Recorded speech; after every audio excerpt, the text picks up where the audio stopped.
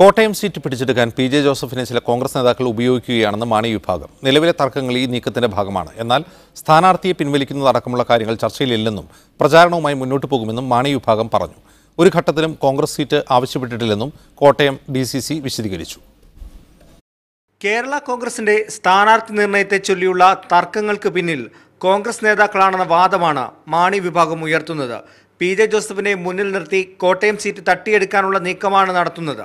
ആയതിനാൽ സീറ്റ് വെച്ചുമാറാനോ സ്ഥാനാർത്ഥിയെ പിൻവലിക്കാനോ ഇല്ലെന്നാണ് മാണി വിഭാഗം പറയുന്നത്. കോട്ടയം പാർലമെന്റ് മണ്ഡലത്തിൽ തോമസ് ചാഴികാടൻ സ്ഥാനാർത്ഥിയായി പ്രചരണ പരിപാടികൾ ആരംഭിച്ചു. അതിനുവേണ്ടിയുള്ള നടപടികളുമായി മുന്നോട്ട് പോവുകയാണ്. ഞങ്ങളെ സമവായങ്ങളെല്ലാം കൂടി ആലോചിച്ചതിന് ശേഷമാണ് തീരുമാനം കൈക്കൊണ്ടിട്ടുള്ളത്. എന്നാൽ കോൺഗ്രസ് ഒരു ഘട്ടത്തിലും കോട്ടയം സീറ്റ് തട്ടിയെടുക്കാൻ ശ്രമിച്ചിട്ടില്ലെന്നും കോൺഗ്രസ് കാട്ടുന്ന ആത്മസംയമനം ബലഹീനതയായി കാണരുതെന്നും DCC പ്രസിഡന്റ് ജോഷി ഫിലിപ്പ് പ്രതികരിച്ചു. കോൺഗ്രസ് ഒരവസരത്തിലും കോട്ടയം ലോക്സഭാ സീറ്റ് ആവശ്യപ്പെട്ടിട്ടില്ല.